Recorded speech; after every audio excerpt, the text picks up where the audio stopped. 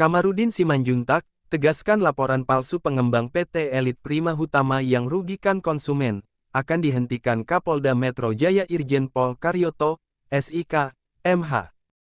Tim kuasa hukum Dr. Ike Farida konsumen yang membeli lunas satu unit apartemen Casa Grande di kota Kasablanka, dari grup pengembang PT Pakuwon Jati Terbuka, yakin, Kapolda Metro Jaya, Irjen Pol Karyoto, adalah figur jujur dan berintegritas tinggi. Kami cintai dan kami banggakan. Pada sore hari ini, seperti yang rekan-rekan lihat tadi, kita tidak diterima oleh SPRI atau Sekretaris Pribadi Kapolda.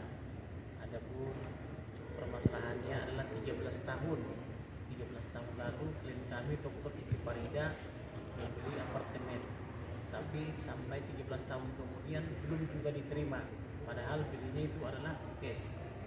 Kemudian awal daripada perseteruan ini adalah pasal 21 Undang-Undang Pokok Agraria, yaitu nasionalitas pertanahan. Oleh karena itu, klien kami secara baik dari awal sudah memperhitungkan itu dengan memberikan pengikatan perjanjian pranikah, di mana klien kami dengan suaminya dia berjanji bahwa hartanya adalah hartanya, harta suami adalah harta suami, tidak bercampur. Nah, kemudian tidak cukup hanya di situ, dibuat juga ke pengadilan negeri, pengadilan banding, pengadilan kasasi, pengadilan konstitusi, bahkan 2 kali PK dimenangkan oleh klien kami. Kemudian juga diputus juga di Mahkamah Konstitusi. Di Mahkamah Konstitusi itu yang putusannya final dan banding juga dimenangkan oleh klien kami. Kemudian diputus juga oleh Menteri Hukum dan HAM, oleh Dirjen HAM, oleh Menteri Mahfud MD, Menteri BPN dan sebagainya. Klien kami berhak, tetapi oleh karena perusahaan atau yang diduga melakukan praktik mafia, dia melapor di Polda. Katanya klien kami melapor waktu membuat sumpah hukum atau membuat PK, dia katanya bersumpah palsu. Padahal klien kami tidak ada ke pengadilan, tidak menginjakkan kakinya di pengadilan. Bagaimana bisa klien kami dituduh bersumpah palsu gitu? Nah, kemudian saya hadirkan juga dari Jepang klien saya. Ini Dr. Ike Farida ini diperiksa nih, ada nggak dia ke pengadilan gitu. Sedangkan putusannya ini sendiri mengatakan tidak ada ke pengadilan. Setelah diperiksa oleh Polda Metro Jaya, dia pun mengatakan, oh ternyata klien Anda tidak di bersumpah palsu, tidak dimintai juga di pengadilan. Tetapi apa yang terjadi sampai dengan sore ini, baik itu penyidik maupun kanit maupun kasubdit maupun direkturnya tidak membuat suatu aturan atau suatu putusan yang mengatakan di SP3.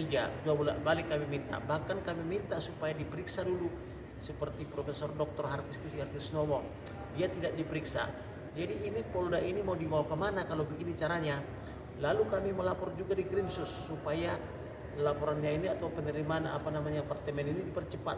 Laporan kami dengan di SP3 begitu mudahnya.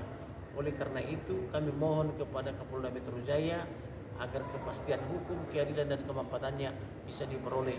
Maka itu kami minta melalui surat kepada Kapolda Metro Jaya. Bahkan di minggu yang lalu kami sudah datang ke sini, sudah bikin surat di call center-nya, di mana di call center itu sudah dijelaskan sedemikian rupa.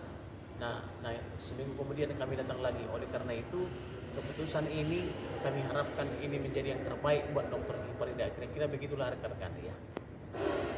Ditambahin oleh rekan saya Putri ya.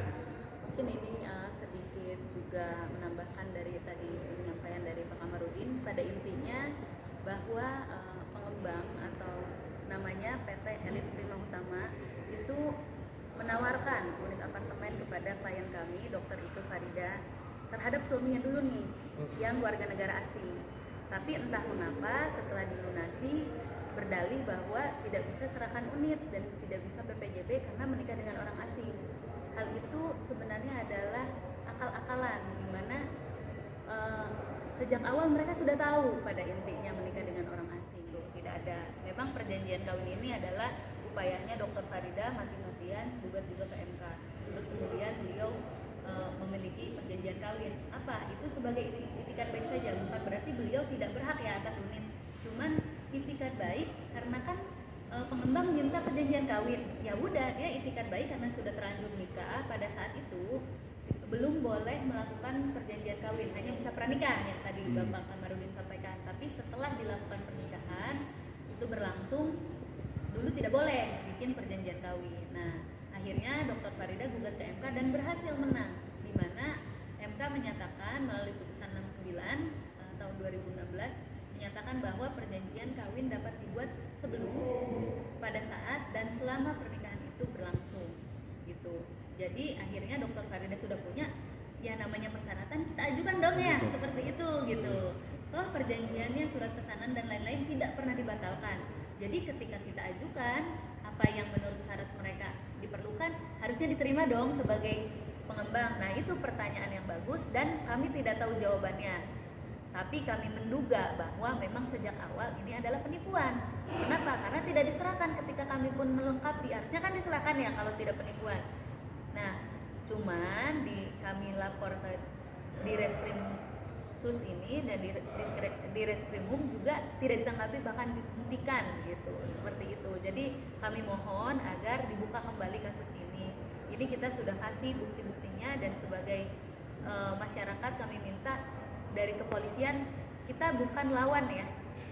Kita bukan lawan, kita justru adalah masyarakat yang patut dilindungi. Ketika ada kesalahan seperti ini tidak ditutup, jadi harus dibuka kembali. Bukan tanpa kami melapor pun harusnya dibuka kembali kasus seperti ini.